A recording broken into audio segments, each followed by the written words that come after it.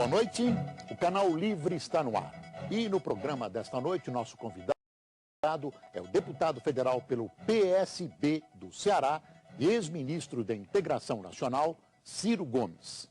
Em pauta, as alianças políticas e a sucessão presidencial de 2010. Apesar de não esconder o desejo de disputar a presidência da República no ano que vem, Ciro Gomes também é cotado para disputar o Palácio dos Bandeirantes aqui em São Paulo.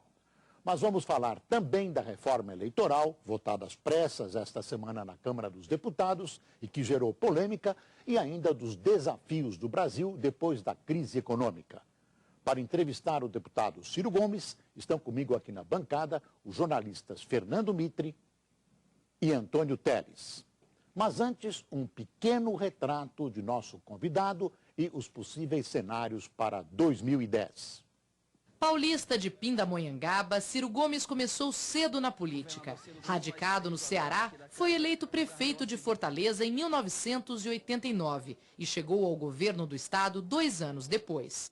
Em 1994, foi convidado pelo então presidente Itamar Franco para o Ministério da Fazenda, cargo que ocupou até o ano seguinte. Deputado federal desde 2006, Ciro Gomes tem sido uma das principais vozes na defesa de um projeto polêmico, o da transposição do Rio São Francisco. Candidato à presidência da República em 2 ocasiões, 1998 e 2002, Ciro Gomes não esconde o desejo de concorrer novamente ao Palácio do Planalto. O deputado já declarou que um segundo candidato é positivo para o governo e pode aumentar as chances de realização de segundo turno em 2010. Ex-ministro da Integração Nacional no governo Lula e nome de confiança do presidente, Ciro também desponta como uma aposta do PT para a sucessão paulista no ano que vem. Em entrevistas recentes, no entanto, Ciro Gomes já deixou claro sua preferência pela presidência. Eu, por enquanto, quero examinar a possibilidade de ser candidato a presidente da República. Obrigado, gente. Um abraço. Obrigado. Deputado Ciro Gomes, o que falta, boa noite primeiro, o que falta, deputado, para o senhor ser candidato a presidente da República? Além do tempo, né, nós só teremos eleições o ano que vem, nós precisamos amadurecer as instâncias corretas. A primeira instância e a definitiva é o meu partido. O PSB terá a última palavra, porque somos um partido que está numa fase muito generosa, mas muito ameaçadora ao mesmo tempo. Então o senhor já decidiu ser candidato? Se depender de mim, eu sou candidato a presidente do Brasil. Governador, deputado, o senhor, com a sua candidatura, sua pré-candidatura, o senhor fere uma ideia do presidente Lula, que é de dar um clima plebiscitário à eleição em 2010. Quer dizer, o presidente Lula sonhava, né, com uma eleição pró-Lula e contra Lula, que daria, né, um homem que tem 75%, 80% de popularidade, uma situação privilegiada. O senhor vem, o seu nome atrapalha isso, e o senhor é aliado do Lula. A Marina Silva é outra que chega implodindo também essa ideia, né, sem falar na Heloísa Helena. O senhor acha que tem alguma chance ainda essa ideia de plebiscito aparecer em 2010? O senhor se comporia de alguma maneira com tem, isso? claro. Nós estamos amadurecendo essa tentativa de projetar o futuro, que seres humanos fazermos profecia é sempre uma temeridade.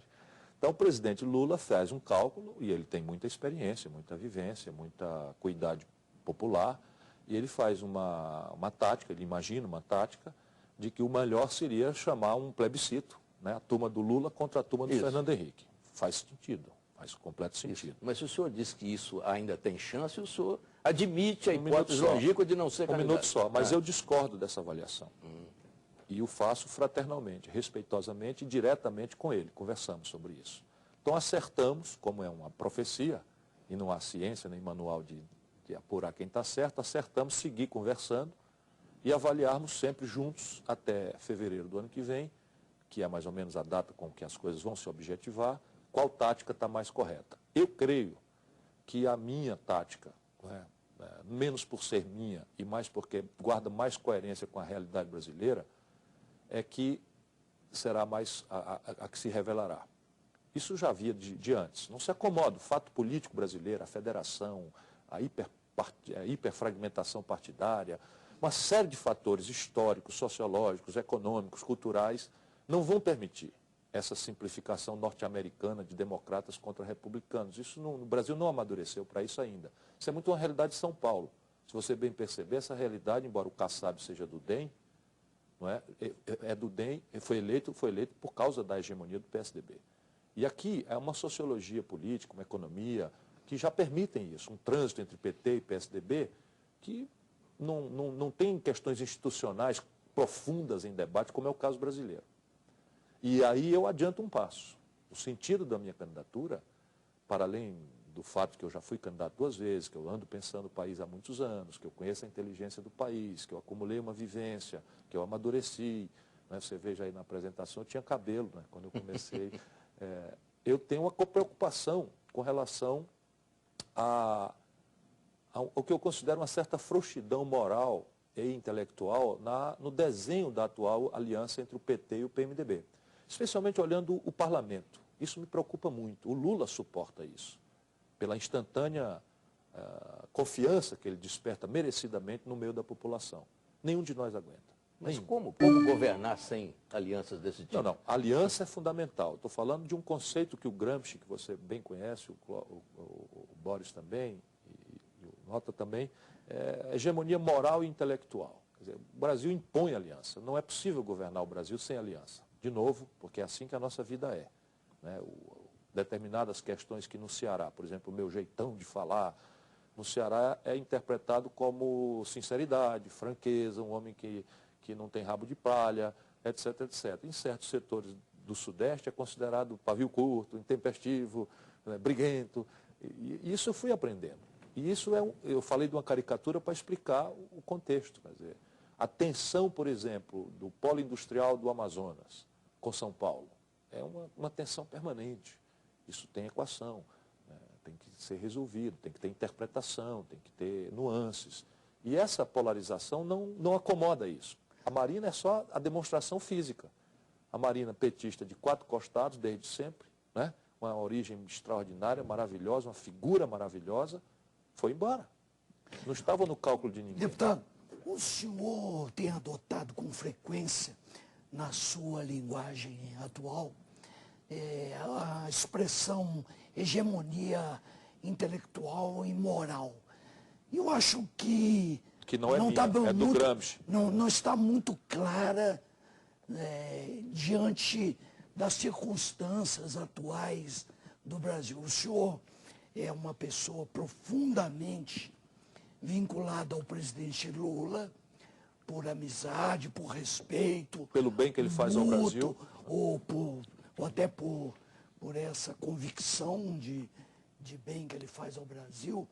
Mas isso, hegemonia intelectual e moral, é um pouco vago, um pouco nebuloso para a maioria das pessoas. O senhor pode detalhar um pouco melhor onde é que o senhor localiza bem o significado dessa expressão? Eu tento. A questão básica é a seguinte: no primeiro governo, porque a política brasileira, o presidencialismo brasileiro, do jeito que a Constituição de 88 o desenhou, é um presidencialismo de impasses. Não é? O presidente da República dele se espera tudo, e as faculdades de alteração institucional praticamente fazem dele um impotente.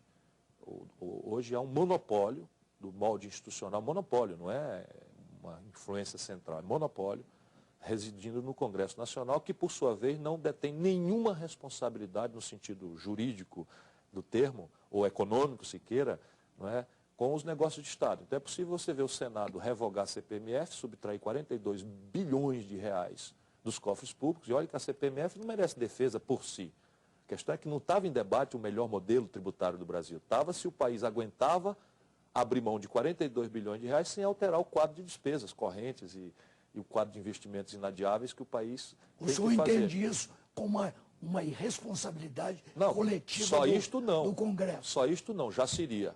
Não é? A Câmara votou a favor da manutenção. O problema é que em 8 dias úteis, o Senado, que revogou a CPMF, subtraindo 42 bilhões, regulamentou a emenda 29, que é aquela que determina o incremento de 12% das receitas brasileiras agregadas à saúde pública. Quer dizer que não é necessário? É. Mas como é que a gente aumenta a despesa reduzindo receita? Depois fez o outro, aprovou por unanimidade o fim do fator previdenciário. Há justiça nisso? Podemos avaliar que há. Mas e o déficit da Previdência, que saltou para 46 bilhões de reais?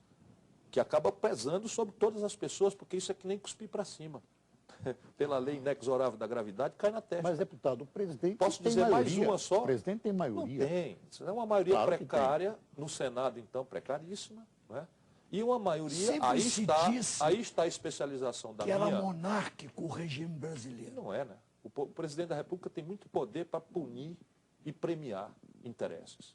Para reformar o país, nenhum.